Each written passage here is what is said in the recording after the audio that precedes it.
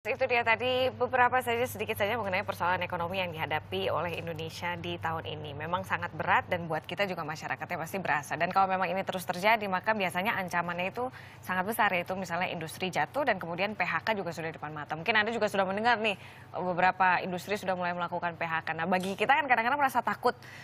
Kadang-kadang juga merasa, aduh harus bagaimana ya. Nah ini saya sudah mendapatkan seseorang yang bisa memberikan apa ya cara-cara atau strategi khusus bagaimana caranya kita supaya mengatur keuangan di saat ekonomi kita sedang lesu. Ada Mas Aidil Akbar di sini. Terima kasih. Selamat pagi Mas Akbar. Pagi kita. Jadi langsung tadi udah lihat tuh gitu. Jadi apa emang segitu berasanya ya ekonomi tahun ini sama kita tuh Mas? Oh iya, jadi gini, kalau kita lihat Indonesia kan memang kita harus bagi dulu ya, ada yang menengah bawah, menengah, kemudian menengah atas dan level atas.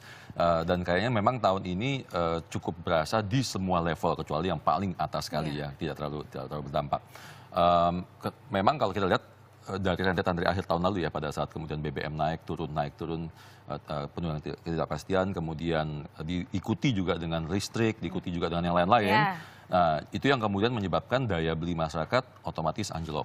Dan itu multiplying efeknya kemana-mana, karena begitu daya beli masyarakat turun, penjualan turun, sales turun, revenue turun, profit turun, ujung-ujungnya nanti pada saat mereka perusahaan, kalau mau bertahan dia harus menciutkan atau efisiensi lah istilahnya. Nah, salah satu efisiensi yang paling mudah dilakukan oleh perusahaan adalah menciutkan atau mem-PHK-kan karyawan. Nah, ini yang bahaya. Betul. Kalau misalnya kita sebagai, ya walaupun masih bekerja begitu ya, apa nih yang harus dilakukan? Artinya apakah betul strategi pada saat kita ngatur keuangan saat ekonomi oke sama ekonomi tidak oke itu berbeda nggak sih? Otomatis berbeda. Justru kita memang harus persiapkan dari awal supaya kondisi seperti sekarang harus, apabila terjadi kita udah siap sebenarnya, gitu kan. Yang satu hal yang harus kita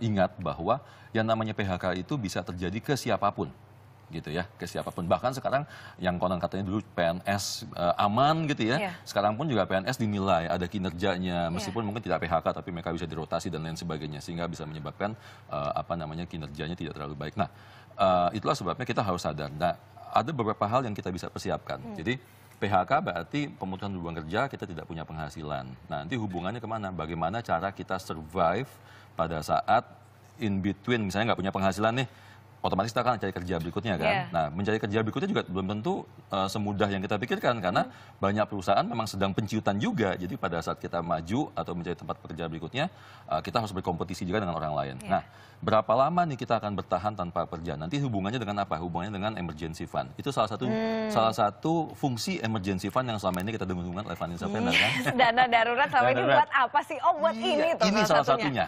Oke. Ini salah satunya.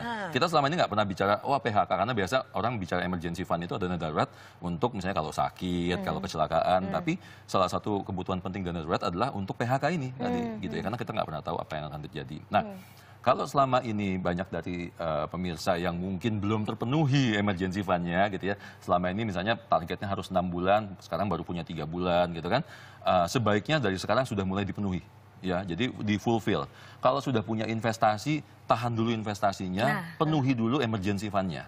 Oke. Karena apalagi kayak seperti sekarang ya, kondisi investasi pun juga turun, gitu kan. Bursa saham turun, otomatis reksadana turun, produk-produk investasi lain juga ikut turun, gitu ya. Bahkan emas juga ikut-ikutan turun, gitu kan. Jadi tahan dulu. Memang sebenarnya kalau pada saat turun bagusnya beli, tapi kalau emergency fund-nya belum mencukupi, gitu ya. Jangan dulu penuhkan dulu emergency fund-nya, gitu ya. Supaya apa? Supaya tadi kalau tiba-tiba nih, karena PHK-nya sekarang udah nggak yang mungkin 30 hari langsung itu enggak. Jadi mereka mungkin dikasih waktu 30 hari, tapi sekarang PHK terus nanti pelan-pelan udah mulai dirumahkan gitu kan. Beberapa perusahaan memang memberikan pesangon gitu ya. Kemudian juga ada memberikan training. Kebetulan saya sekarang lagi cukup rame sekali panggilan training di in-house ya. Karena banyak tadi persiapan PHK. Karena pada saat PHK mereka terima pesangon cukup besar. Terkadang ini yang kadang-kadang juga membuat kita lalai. Kita terima uang besar, kemudian kaget gitu. Yang bingung mau dikemanain mau dikemanain, investasinya bingung kemana, akhirnya yang ada jadi kreatif kan. Ganti mobil misalnya.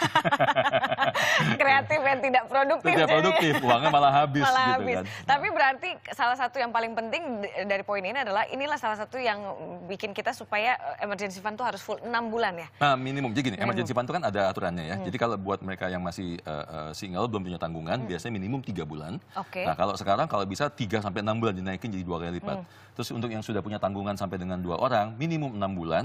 Sekarang kalau bisa dinaikin menjadi 9 bulan. Atau kalau bisa malah 12 bulan. Wow. Buat mereka yang punya tanggungan di atas 3 orang, emergency fund minimum 12 bulan, kalau bisa dinaikkan menjadi 1,5 tahun atau 18 bulan. Supaya tadi kalau terjadi apa-apa kita udah siap. Kita sudah siap. Ya. Dan kalau misalnya tadi sudah disinggung juga sedikit soal investasi. Benar nih, investasi lagi turun. Ya. Orang yang berinvestasi juga agak bingung nih. Jadi sekarang saya harus kemana nih? Apa tahan dulu? Apa investasi ke yang lain dulu yang lebih aman mungkin? Gimana Mas Aidil? Ya, kalau kita perhatikan memang hampir semua produk investasi sekarang turun. Ya, bahkan termasuk properti juga stagnan sekarang. Kalau kita bicara teori ekonomi, teori investasi, sebenarnya inilah waktu yang tepat untuk beli.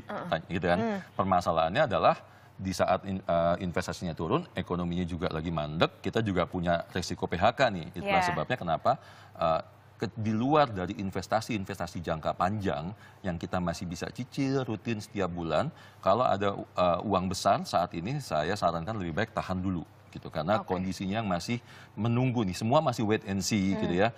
Kemarin ada wacana mau reshuffle kabinet, ya itu juga masih menunggu tim perekonomian yang baru, pasar juga menunggu, bursa juga masih 4.700-an gitu ya. Belum ada sentimen positif yang bisa menaikkan bursa gitu ya.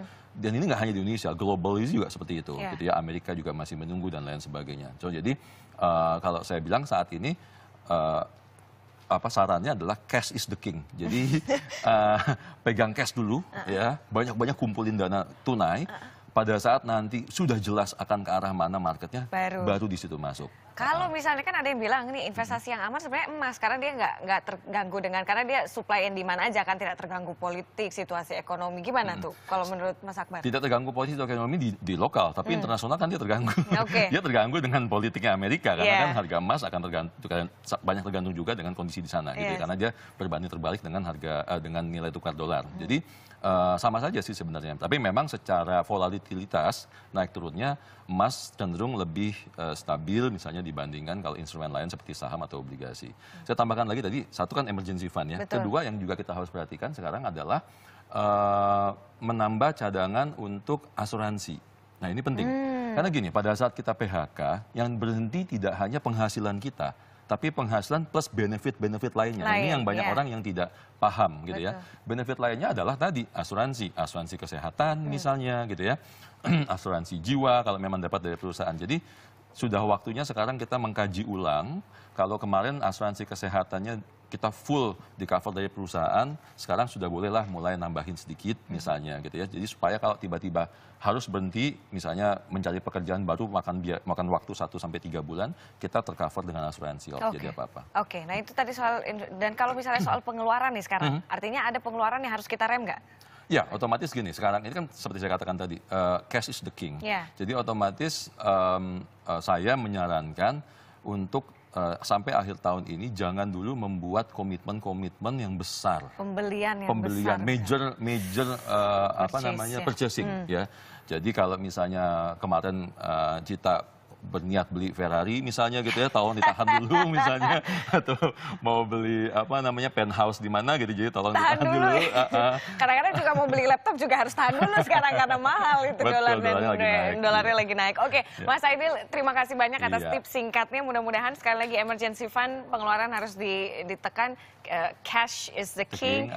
Asuransi ya penting untuk Anda. Jadi kalau belum punya ya mungkin sekarang bisa pelan-pelan mulai mencari begitu mana yang tepat ya. Terima kasih sekali lagi Mas Aidil Akbar sudah bersama dengan kami merencanakan keuangan sama-sama. Selanjutnya kami masih punya informasi. Di tahun 2014 lalu, ternyata kalau Anda penasaran, ada namanya e-commerce. Karena transaksi e-commerce sendiri ini sudah mencapai 150 triliun rupiah. Angka yang sudah besar. Tidak heran, metode transaksi di dalamnya pun, di dalam e-commerce ini semakin berkembang. Termasuk transaksi non-tunai berbasis internet. Hasil kerjasama e-commerce dengan bank-bank di Indonesia.